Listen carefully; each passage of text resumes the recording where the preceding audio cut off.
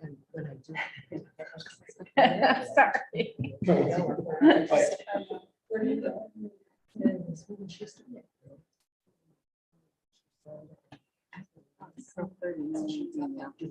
I don't think it's my office. Yeah. No. She said, you know that little. Art is, there's a little small. She's just. So you guys are ready? I'm ready. Yeah. We're ready. They don't need to know where we get our haircut. Yes. It's not a lot of us. Alright, so.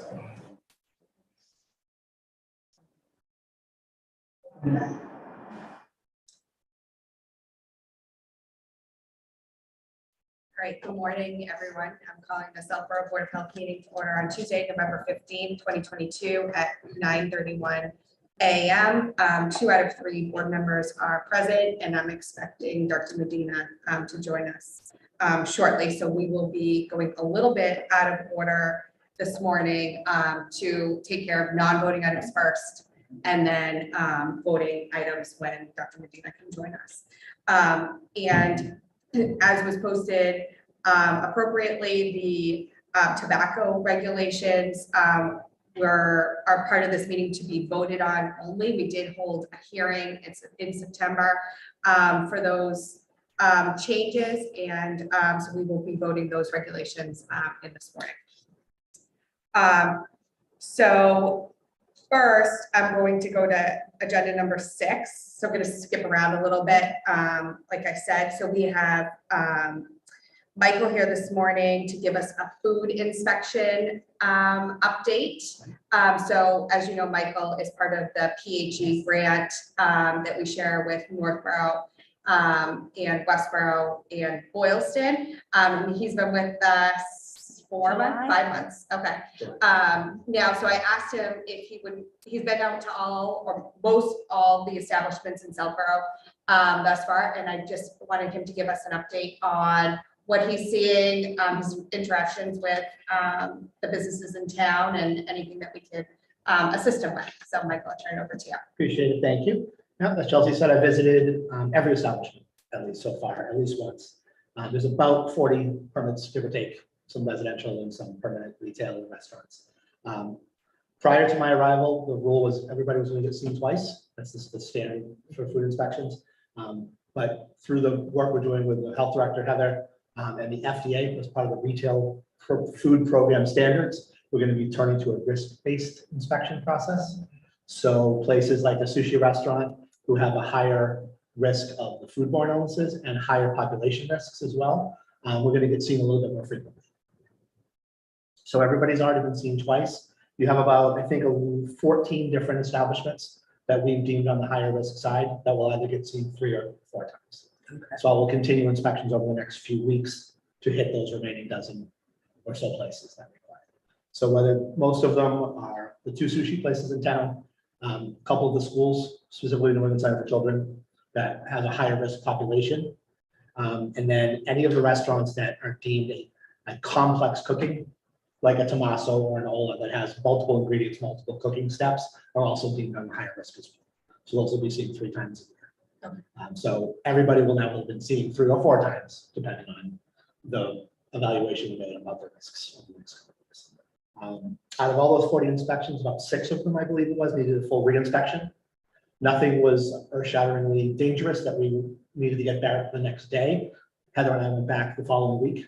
A lot of them were sanitation, a couple minor things that food wasn't being stored properly, things like that, but there was no imminent health risks that needed to be addressed. Some of those immediate ones were addressed immediately, but the re-inspections were done. So out of the other 34 establishments, we're all doing very well. Nobody was perfect, but a lot had very minor things that we were able to look at and correct on site. Everybody was very welcoming, very receptive to the new food inspector. So that was always good. Do they know you're coming? No, No. Okay. no one has any idea. Okay. I was like. No, I have just a background. clarifying that. I have a Yeah. background in food as well, so I appreciated the inspectors that would give us heads up, but we don't do that. Okay, good, yeah. We want, and certainly there are a few that I've met that say, oh, they used to come every Tuesday, every November or Yeah, I something. think we did. So I'm trying Yeah, to that's not do why. that. So when I Good. look at the schedule for next year, I'm gonna look at when they were visited this year and do them differently. So I'm Okay, gonna plan far enough ahead good, that okay. I'll be able to rotate them through.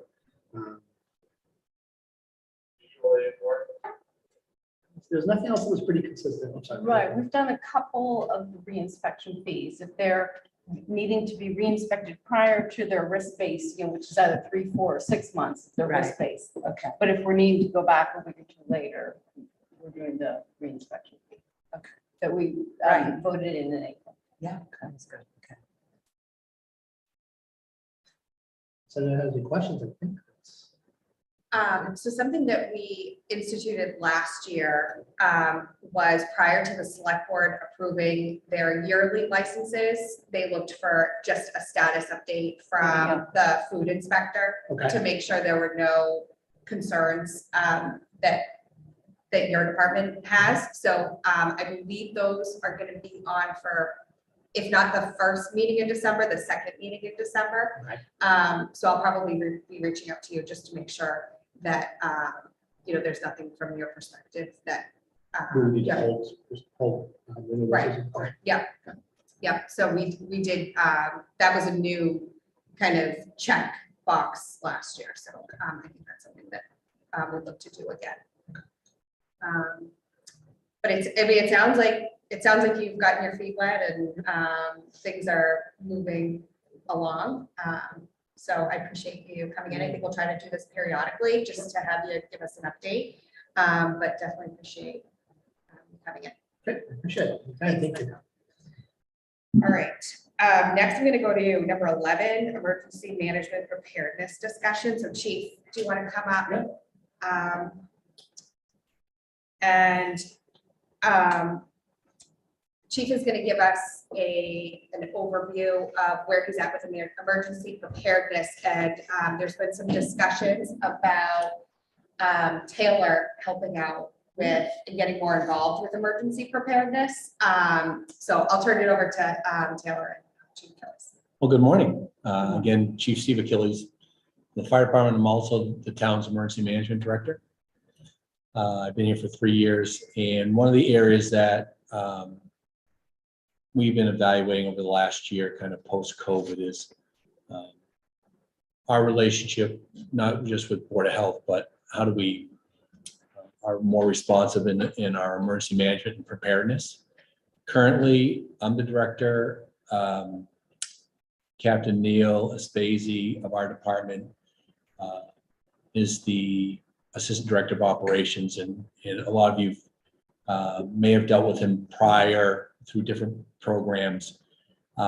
His role has changed. He used to be more of an administrative position. Now he's a shift supervisor in charge of a working group. So although he's been instrumental in grants and preparedness planning, it's getting more challenging. And one of the things that we're looking to do is how do we get a little more depth in emergency management? Because of our relationship during COVID and post-COVID with the Board of Health and our collaborations, it just made sense if somebody was interested, which Taylor has a level of interest, that we expand that opportunity and say, okay, how do we start onboarding you on different projects or responsibilities that you become more and more comfortable, and she can speak to this, but also looking down the road is, okay, if Captain Aspazi can't be the number 2 person or heavily involved because of his expanding role in responsibilities in the fire department, what do we have? So I think it's a great opportunity. We met in September just to talk about this a little bit, to get the sense, what the town administrator, Dr. Alker, Ms. Malinowski, and Taylor, what their general thoughts.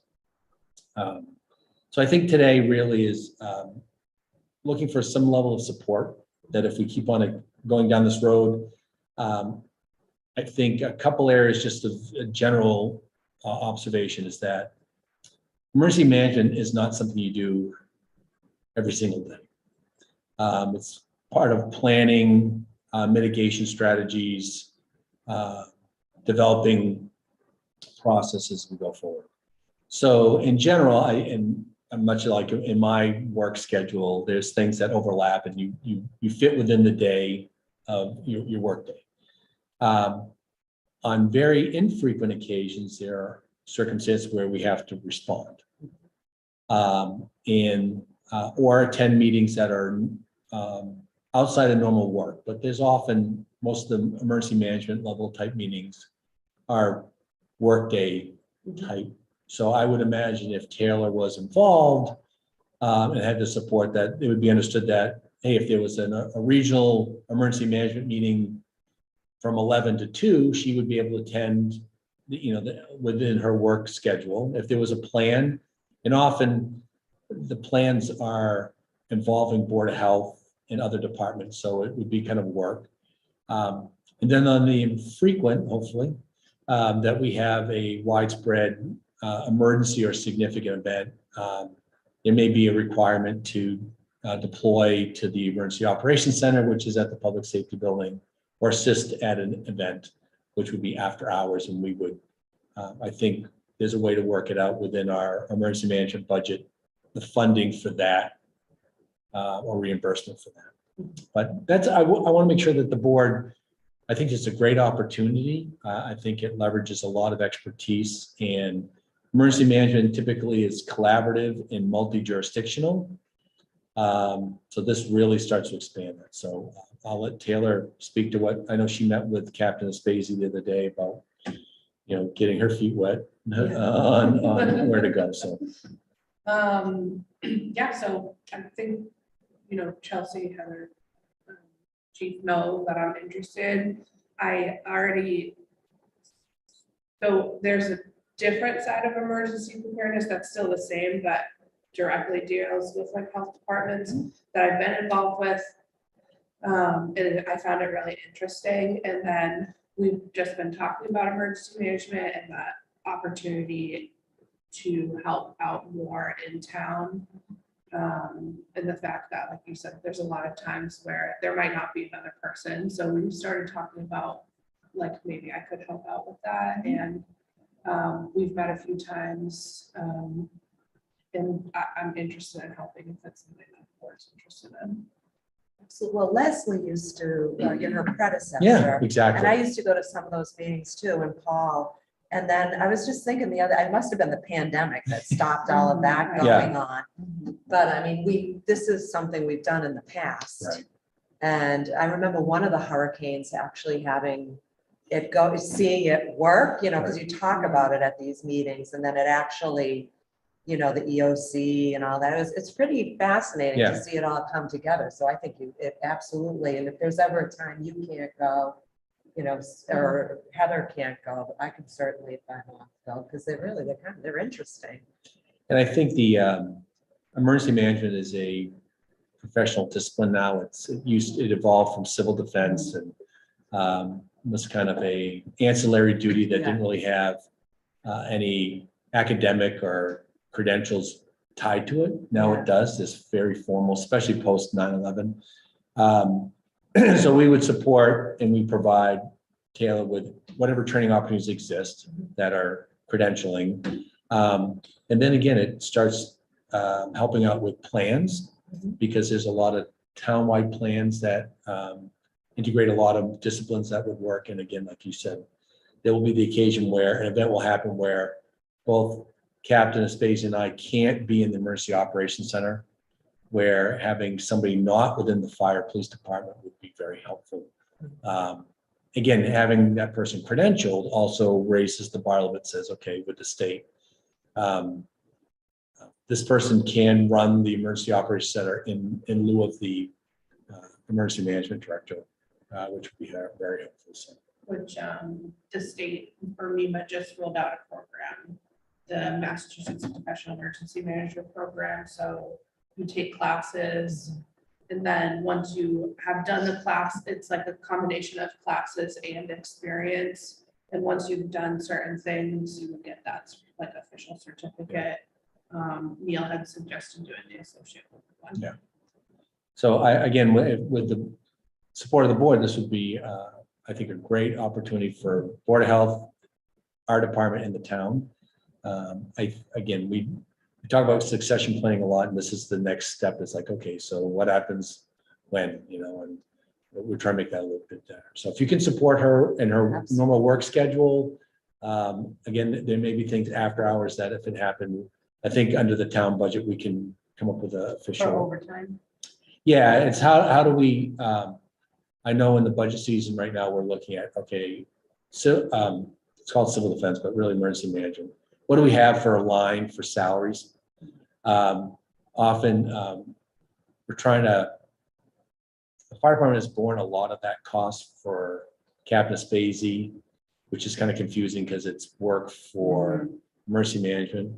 So I'm trying to get the line within the emergency management budget to really support staff hours that are, So, so it's not she would not be getting paid under the fire department, but she would be getting paid on emergency management. So it would be, okay, it's just a cost center Yeah. thing. Okay, this was identified for this will come out of this line. And I think it makes it more sense. Well, depending on what the emergency is, it could affect different departments Right. having to be there, like it's the school or whatever, so that's a good way but are to you also approach talking it. about some of the hours for like training and meetings? Yeah, if it's not within her normal work hours, Mhm, if she had to do something on a Saturday, mhm, mhm. one of the areas that we're starting to explore is we have a CERT Mhm. and an MRC in town. This might be a perfect role for Taylor to oversee or coordinate or Yeah. facilitate. And I know that for Heritage Days or Yeah. we have the Gobble Wobble, or if CERT were to be requested and Taylor was asked, if she was managing CERT, hey, are you available to Mhm. monitor and coordinate? Well, that would be after hours, and I think that would be appropriate that she get reimbursed for it.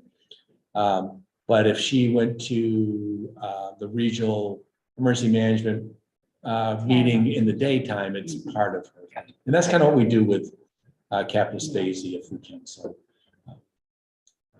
I think we're going to be looking at emergency management in general. How do we make it more robust? We kind of, like you said, prior to COVID, Yeah, I it feel was like we were really in a groove there. really in for a groove, while. and then COVID occurred, Yeah. which really changed a lot of things. And then also Captain Spacey went from an administrative position to a shift position, which now requires him to commit. Before he used to be in 5 days a week, 4 days a week. Now he's in 2 days a week, but has responsibilities to run the shift and respond to calls. So I think his commitment, although during COVID, he's been helping out Carla quite a bit with a lot of CARES funding and reimbursement and, but that's where we're at. And again, if you could, if there's some support, that would be awesome. Excellent. Thank you. Okay, I'm very supportive Oh, of yeah. this too. I think this is Yeah. a no-brainer. I think it mitigates the risk for the town. And I think it's a Absolutely. great opportunity for Taylor to get some more training under her belt.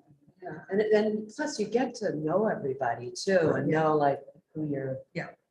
Who's in charge of what and all that. And it does help that Taylor lives in town. Yeah. That is also, So if something were to happen, I live in town, but there's circumstances where Yeah.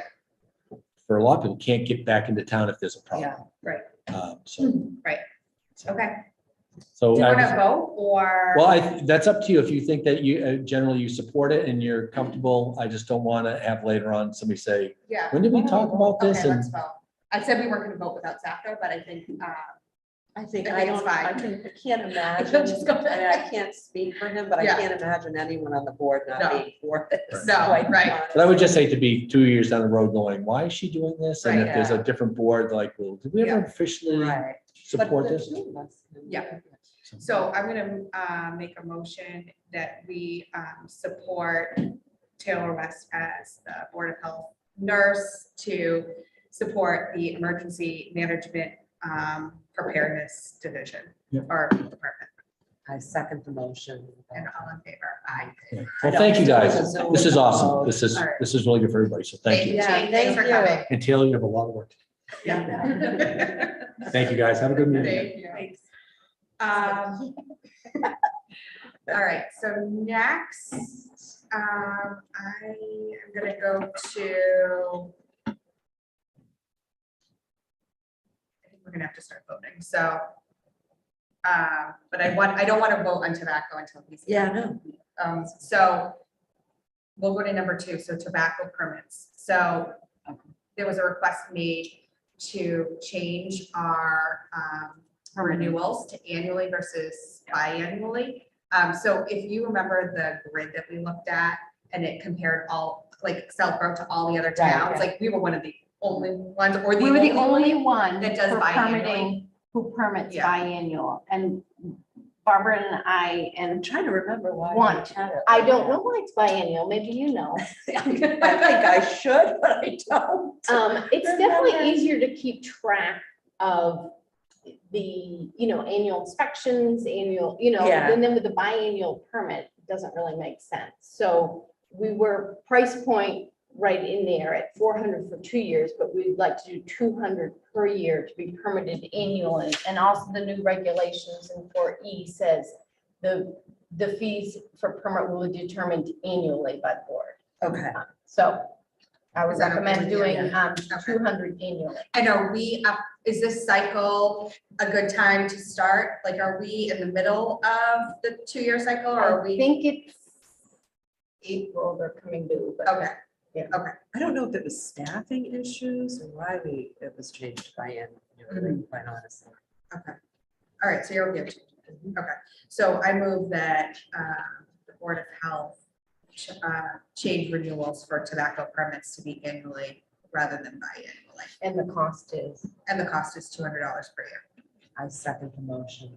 All in favor? Aye. You So said 2-0. aye. Okay, let's do approval of meeting minutes. Yes, I did look. at it. So 8:23, 9:13, 9:19, 9:27, and 11:1. So, and just so that you know, the ones that were due, Barbara put them up on the town website as draft, so that we weren't in okay. violation of anything. So those are up there, but we just need to officially vote them and then she'll have them replaced. Any changes to any of those? Okay, so I move that we approve 8:23, 9:13, 9:19, 9:27, and 11:1. I second the motion. All in favor? Aye. All right, so that's 2-0. Okay, approval of moving surplus funds to ARPA. So there's 2 categories for Heather's salary that we can utilize other funds. One we've already discussed, which was the tobacco time. Right. So that will come out of the revolving account. Correct, and we're gonna be getting, I think, $600 more to our tobacco revolving account from an old grant with the Metro West Tobacco Group that didn't use it when Natick was the head, and they're just gonna split it with the 12 towns. Okay, that's good.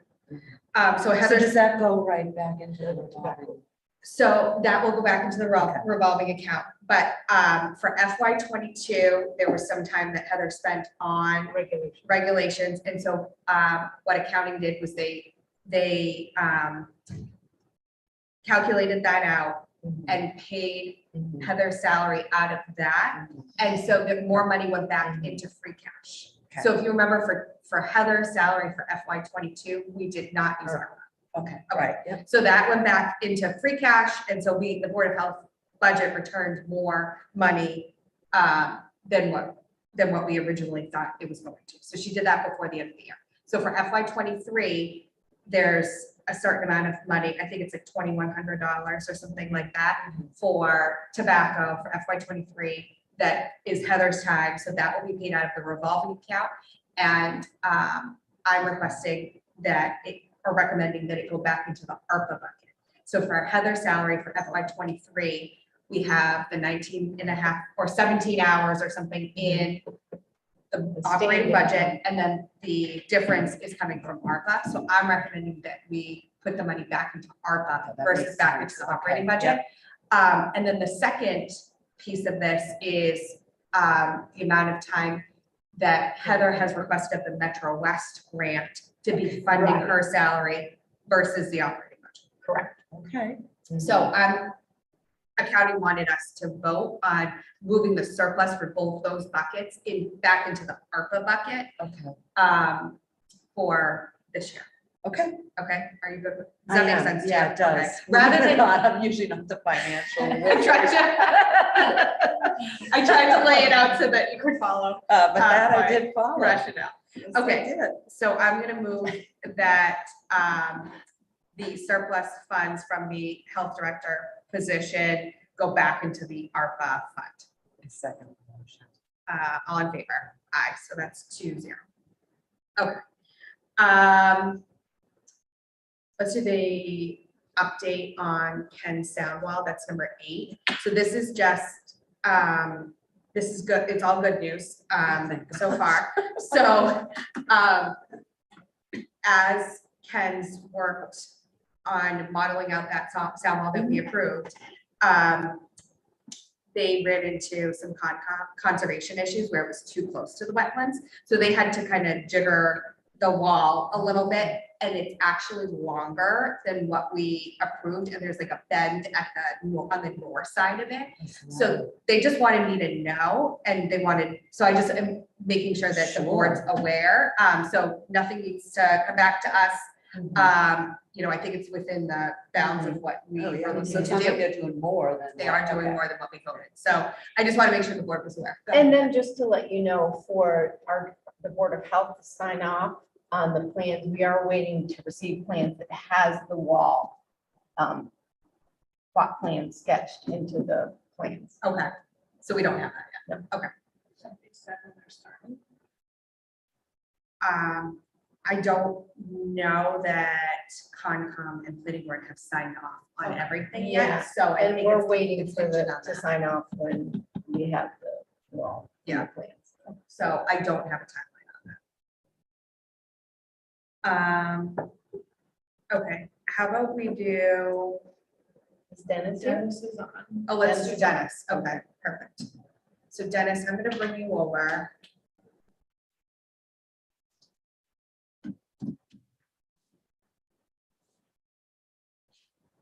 And this is number 7 on the agenda. 5 Atwood.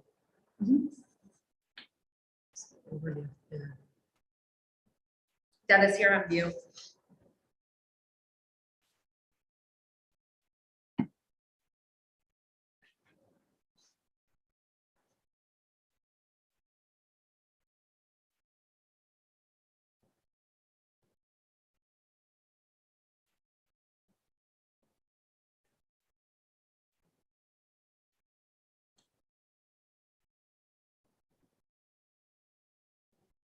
Trying to but ask him. I'm asking.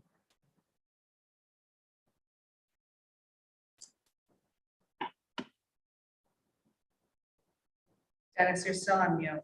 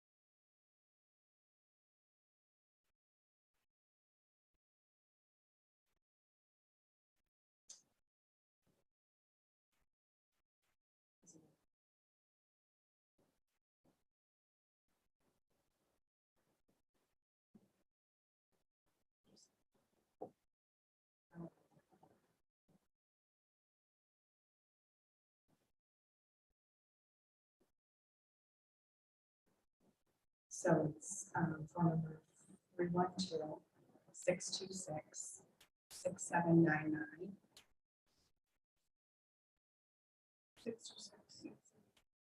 Yeah, and then the meeting ID is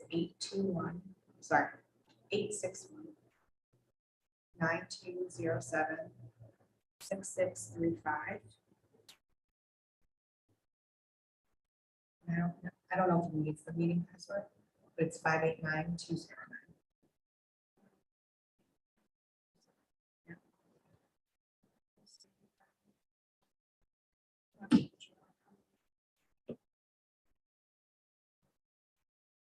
He's telling me it won't allow him to unmute. Yeah. So, He should be able to dial. He should be dial able to in. call in. yeah. Yeah. Taylor, you give him the number? Yeah.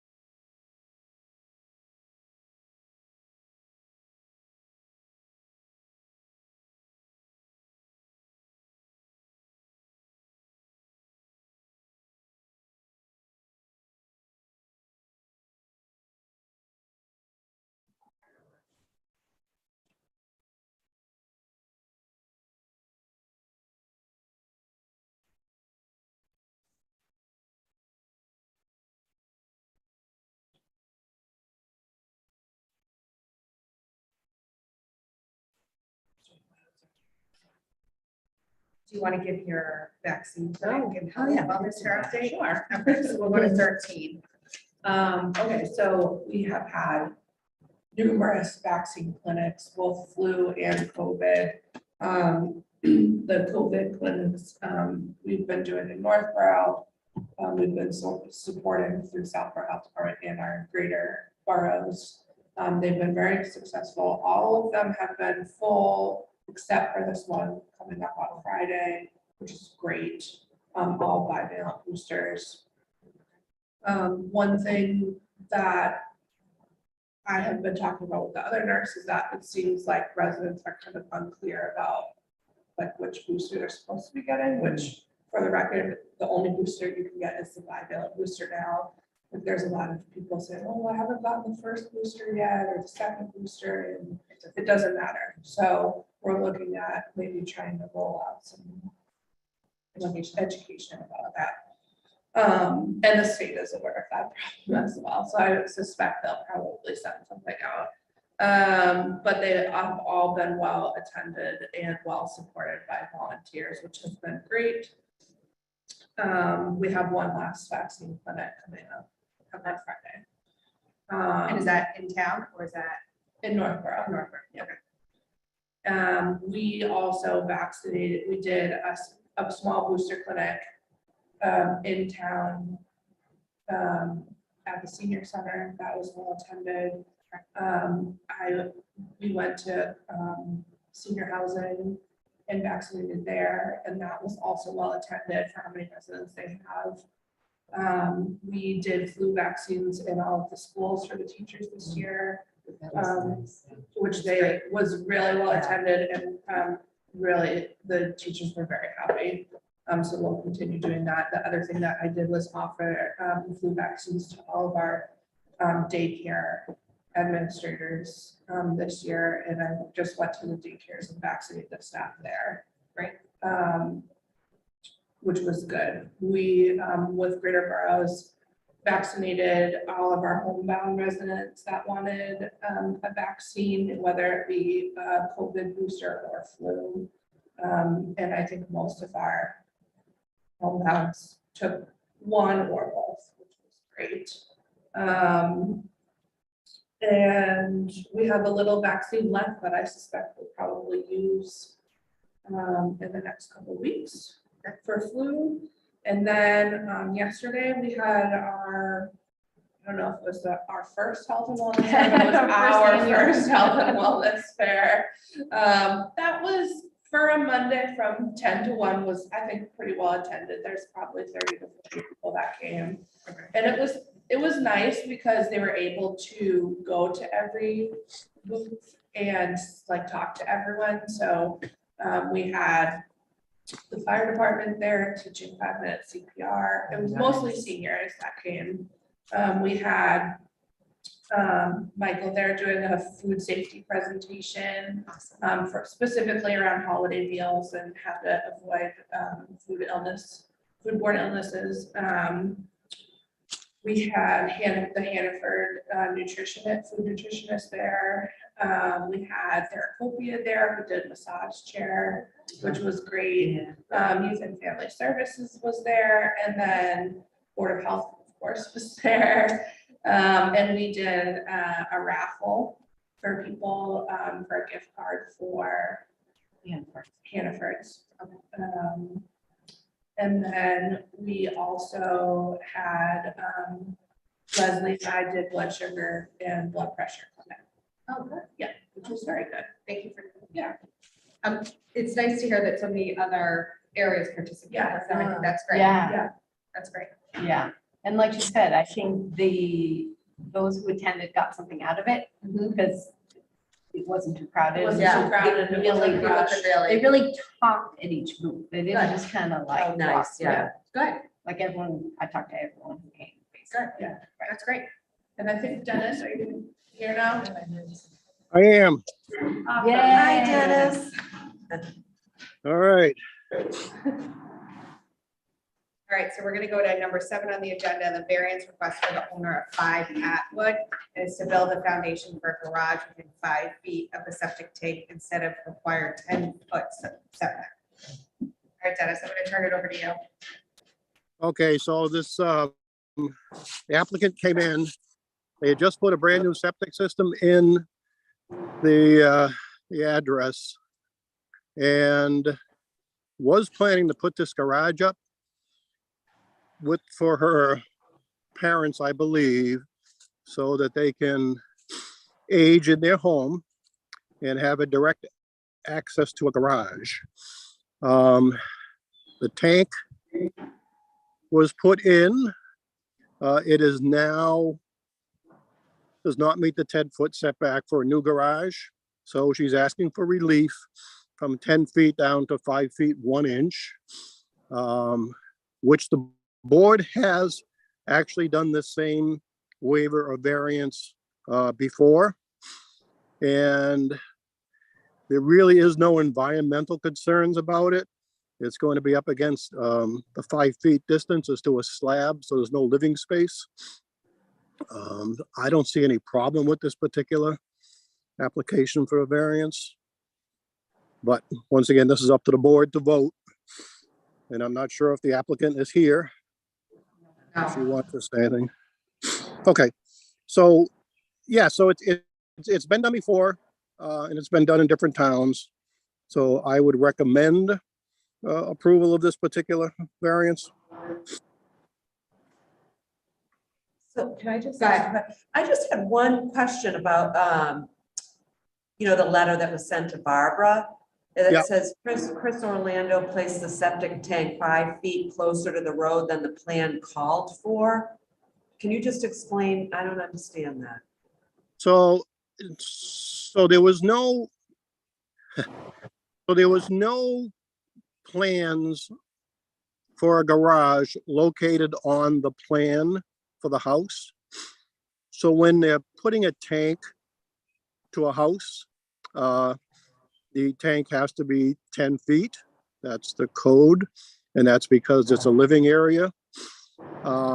It did not have any dimensional requirements to move it, let's say, left or right. So basically, he took the pipe that was coming out of the house in the best angle and moved the tank to catch the angle.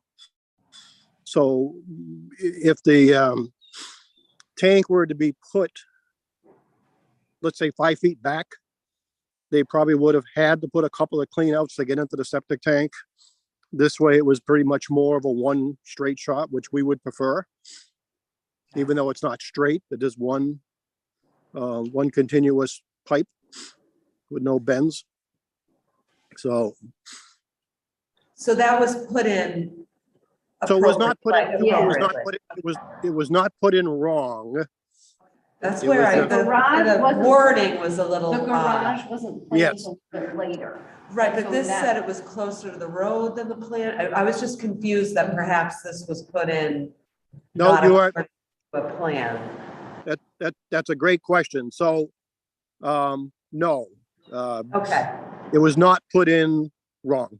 okay. Yeah, this implies. Yeah, it kind of implies, I was like, Yeah. well, who messed up here? Okay, so no one, this was put in perfectly No, fine. it was They put, just didn't know they were gonna be putting a garage in. Right. That's correct. Keep Okay. It was out put- snow and it was- ice. yeah, it was put in inconvenient for the applicant, if you want to put it that way. Gotcha, okay. So Dennis, the second to last sentence there says, we will put the impervial. Impervious. Thank you, barrier along the foundation and whatever other remedies that you determine is needed for this relief. Yeah. So there is no barrier right now, or there is? Well, this is part of the, yes. So yes, we would approve it with a barrier, only because that's part of the code Yeah, that okay. a barrier is placed to mitigate the difference. Although, like I say, I don't think there's any environmental concern about this particular distance. I would Yeah. still require the barrier be put in. And you think that there's no environmental concerns because this is gonna be on a slab No. versus there being a basement? Correct, Okay. because it's on a slab. Yep. Okay, so is there any other remedies that we should put into the motion in addition to the barrier? No, I think this is pretty a cut and dry type of a variance. Okay. I don't think so. You're No. Yeah, that was a little confused. Yeah, by I- that. It's Yeah, like, that was a good question. Did it go in? Yeah. Okay, so I'm going to move that the Board of Health grant a variance for 5 Atwood for the septic being 5 feet 1 inch from the proposed garage, given that the appropriate barrier is installed along the foundation. I second the motion. All right, all in favor? Aye, so that's 2-0. Yeah. Thanks, Dennis. Thanks, Okay. Dennis. Next time will be easier, maybe. All right. Thank you. Yep. Okay, then you guys want to do your Right. health department Update. report? Sorry, which one? Number 14, I was. Yeah, number 14. Okay, Okay, so So let me just pull this one up on the screen so that I can share.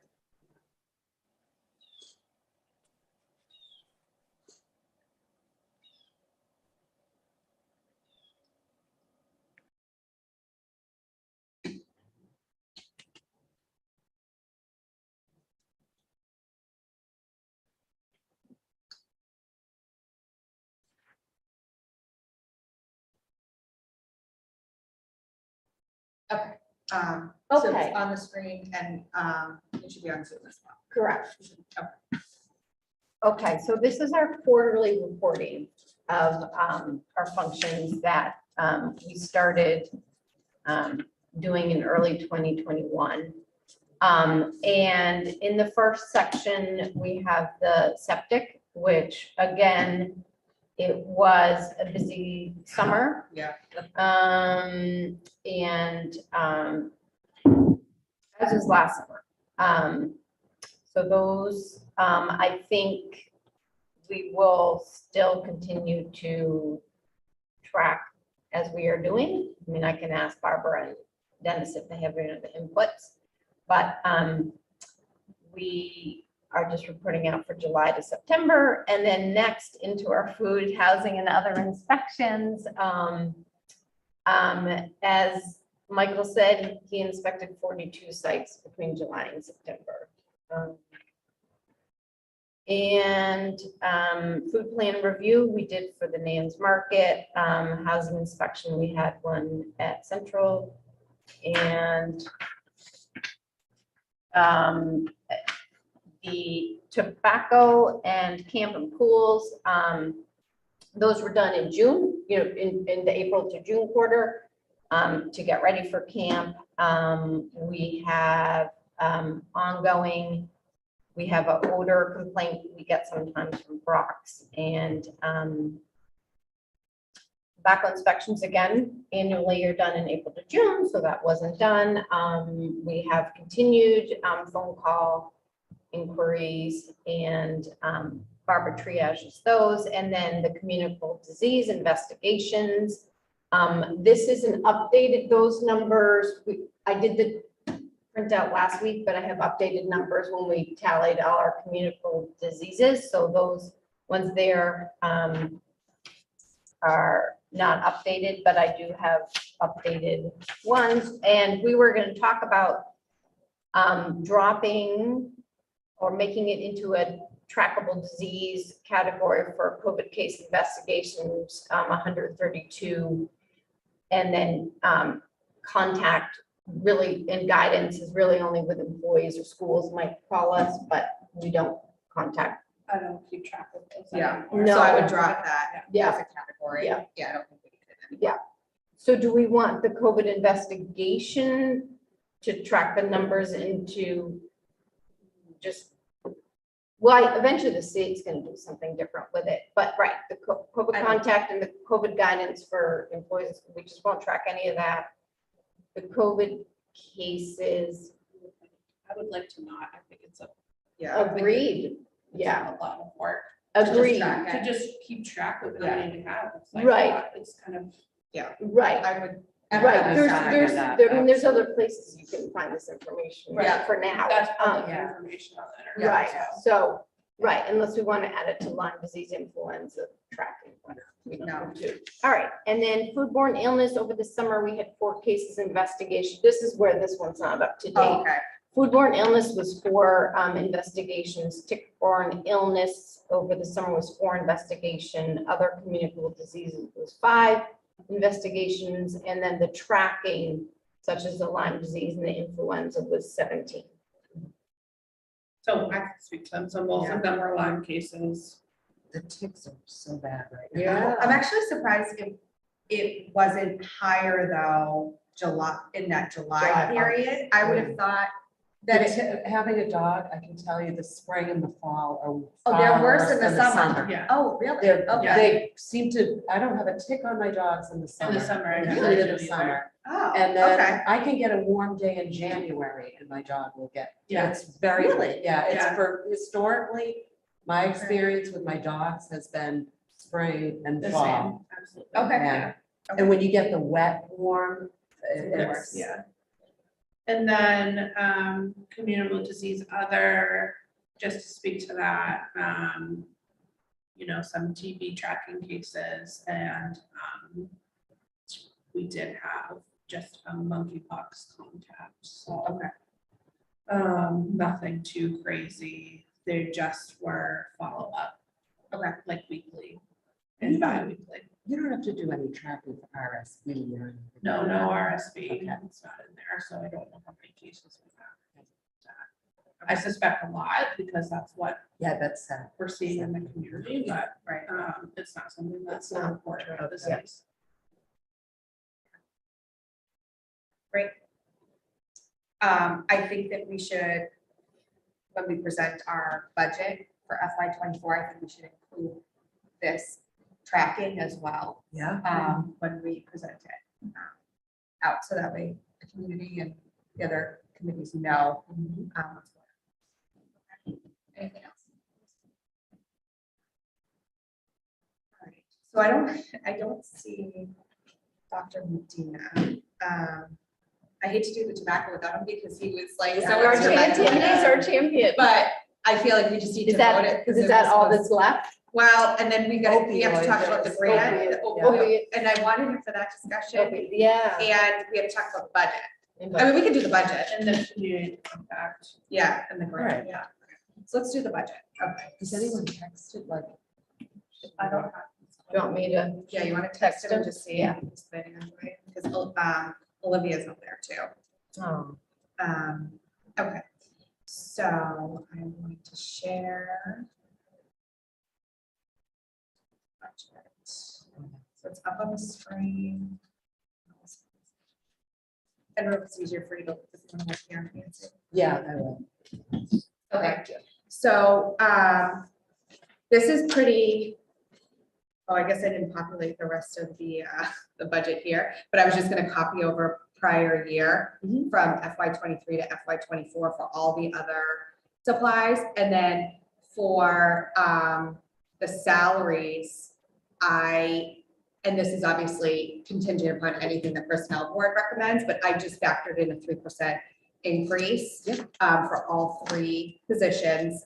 And then for the health director's position, I did that number and I can show you here. This is the number, so it's 113,000 less the 50,000 from ARPA for FY '24. So there is nothing additional in this budget. And so there's two pieces that I guess could, well, three pieces that could change. Anything personnel board recommends either a different percentage for increases or they just did a salary study and we'll see where that falls out.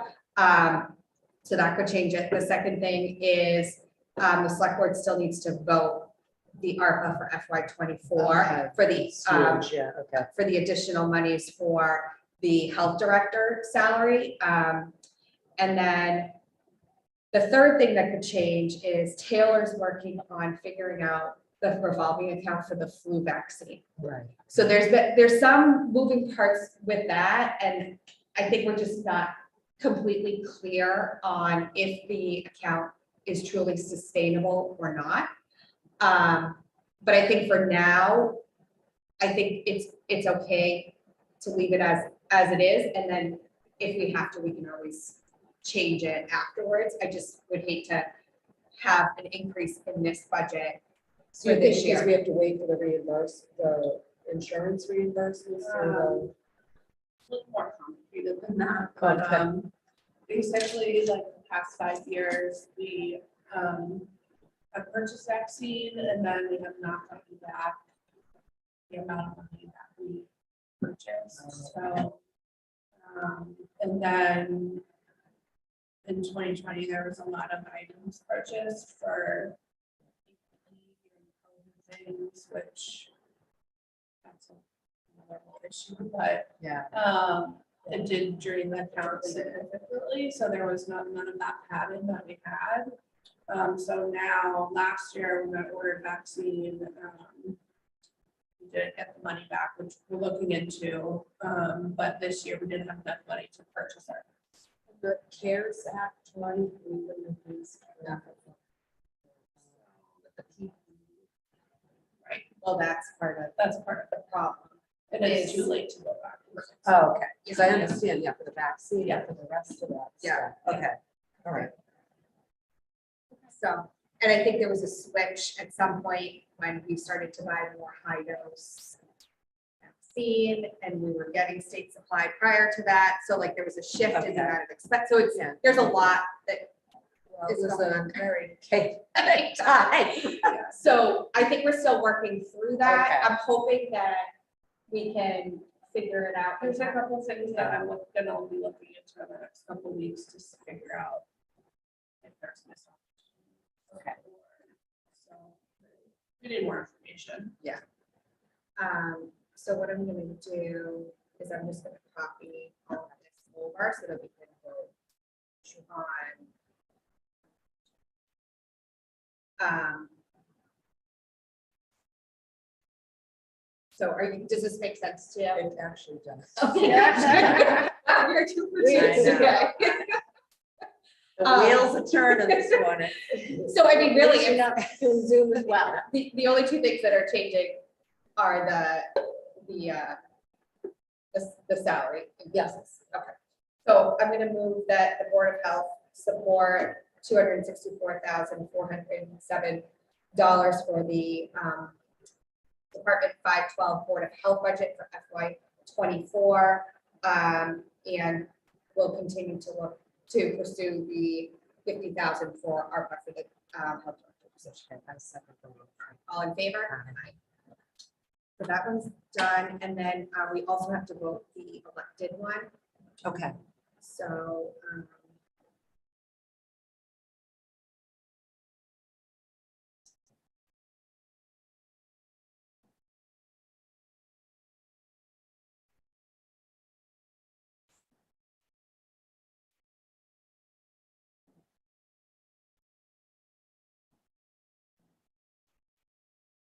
okay, that's the same thing.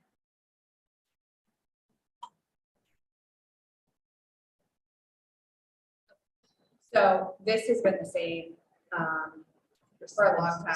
15 years. Yeah. And I know that historically, most board members have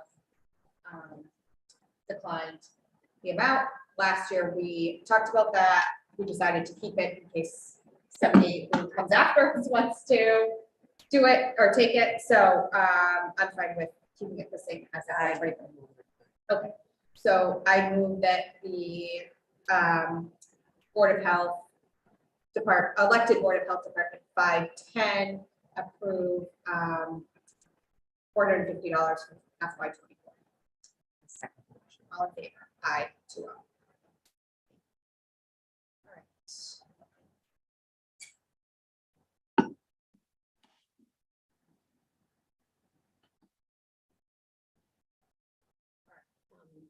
Dr. Medina was still in this meeting 10 minutes ago.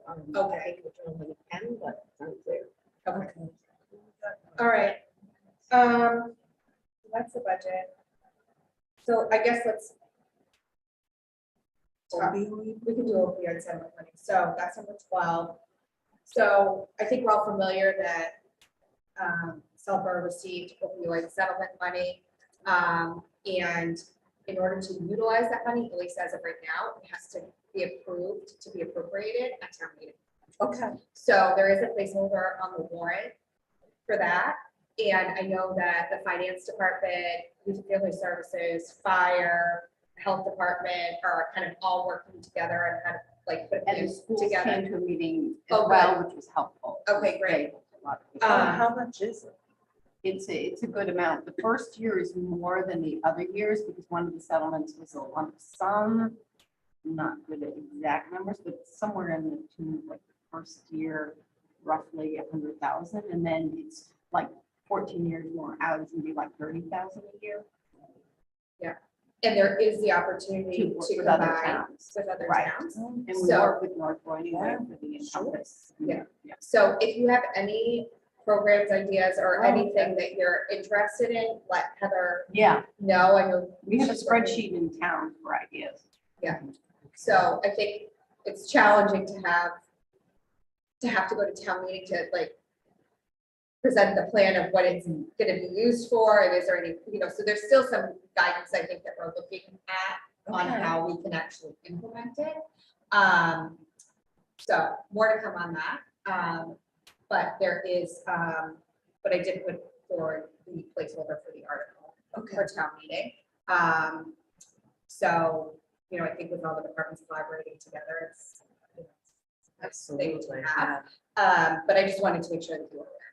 And, I didn't know if Safra had any, but maybe you can touch base with him after the meeting if Right, he and has then any he ideas. comes to some of the meetings. Yeah, Yep. right. Okay. All right, so, okay, I think that's everything except for the, oh no, we didn't talk about the grant, so let's talk about the grant. Right. So we got the grant, so that's number, I was The happy- quickest so happy to turnaround see that. ever, and the quickest turnaround ever. yeah, Yeah, I didn't It's not expect to DPH. hear this. yeah. So, so that's exciting. That is. So I think, I just wanted to make it publicly known today, and make sure that Northborough Yeah. was made aware Yeah, and no. Boylston. Right, they touched base with me yesterday. Great. in Northborough, so I sent them the. Okay, great. So, That's great. this is, the town administrator will need to do paperwork to accept it. Okay. And then I'd like to get a better timeline on the survey that's being done so that we can figure out how to leverage using that data. And I want the timing to kind of work out. So we'll probably have this as an agenda item every meeting, just to touch base on where we're at. And I want to make sure we follow whatever we need to for procurement Okay. rules. So, so more to come. And then we can work on, fine tuning any pieces that we want to make sure is included in. All right, and then I guess we'll do tobacco. Sorry. So as I This is say. the annual town meeting warrant. Oh, we I'm already- sorry, you're right, I didn't do that. Yeah. So, I don't have any Okay. articles, I just didn't want to assume that we didn't. I Okay. couldn't think of anything that Okay. we needed on the warrant where we got the grant. Yeah. I know we had a placeholder for the fall, now we don't need that. Opiates the same as one. That's already in as a warrant article, so that will, right So now, who's that's, that gonna fall on? that's select board as of right now, Okay. unless we want to request that we jointly do it with select board. I wish if we knew what we wanted to do, yeah. We could put us in there for, I can ask to have this, Do you think that? Board of Health put in there. I mean, it's opposed to, youth families also. So youth and family can't sponsor an Right, article. right. So that's Right, now right, elected. right. Oh, Right. okay. So like Right. departments can't sponsor an Okay, article. Right, So right. we could request that Co-sponsor. we Mhm. jointly do it just to show support. Sure.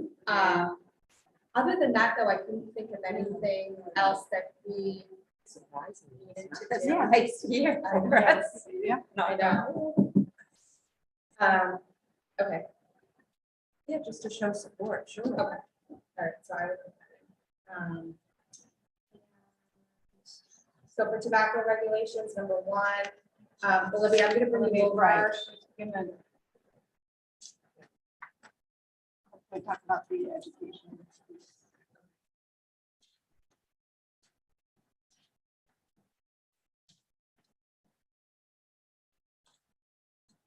Hi, Olivia. Hello. How are you? Thanks for hanging in there with us. I'm just gonna share with you.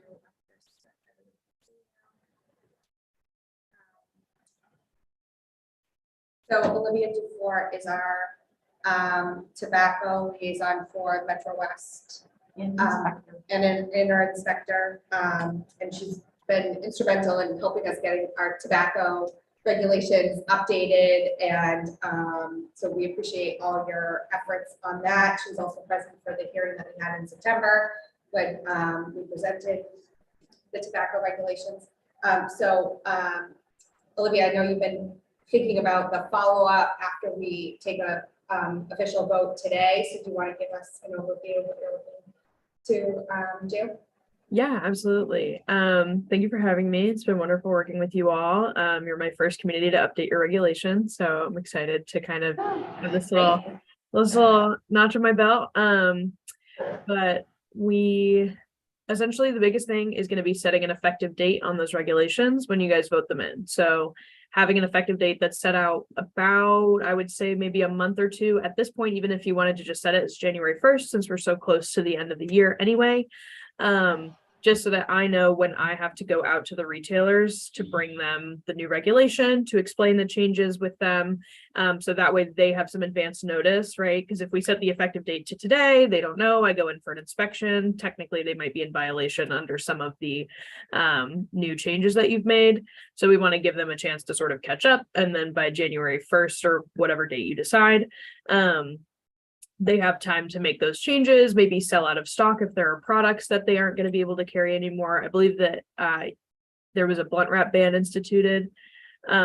So those kinds of things. So really the biggest thing is once the regulations are in place, we have an effective date. Southborough is actually due for retail ed inspections pretty soon anyway. So I will go out to all of the retailers with a copy of the regulation to leave with each of them as well. So they'll get a physical copy of that regulation. I'll go through, explain any changes, clarify any questions, give them the information. I'm sure that there will be questions like, when was this happening? And so then I'll also go over, the timeline of everything with them as well. And hopefully we won't really run into any huge issues. Luckily, the consistency of the tobacco work up to this point has led to, the retailers kind of knowing the deal. So we shouldn't really be seeing any major issues, I don't think, with anybody. But yeah, that's really the main thing, is just I will go out and in person do the outreach with them. And additionally, we can send an email if Heather feels like that would be helpful as well. But that's really the main thing. And I would just ask if you do get any feedback that you just let Heather know so that we can be aware of, any concerns that. That'd be great. Absolutely. So, I think a January 1st implementation makes sense, like Sure, that it's yeah. clean, and then it Yeah, gives I agree. Olivia time to make sure everybody is well aware. I think that's probably the easiest. Yeah. What do you think? Yep. Okay. Anything else you want to add, Heather? No. Okay. Yeah. Okay. No, I think it's great. All right. And again, Olivia, thank you for all your work on this. It was very helpful. I'm glad to hear that we were your anything. Absolutely. Okay, so I move that the Southborough Board of Health accept the updated tobacco regulations effective January 1st, 2023. I second the motion. All in favor? Aye. All right, thank you, Olivia. Thank you, guys. Okay, the only thing that we have left is we probably need to pick our next meeting. Okay. And we'll just do a tentative, because Dr. is not here. Right. How does December 13th work?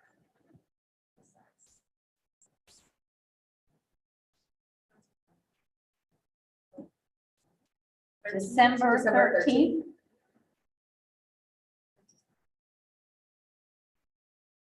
No, it's November 13th is a Sunday. December Oh, it didn't. 22. I'm like, I'm like, oh my gosh. This was my calendar's frozen. Yeah, that should be fine. Does that work? Yeah. Yeah. Sure. Do we want it in person? Yeah. Does that work for you? Sure. And then if it doesn't work for staff, we'll figure something else out. Sure. Yeah, Okay. absolutely.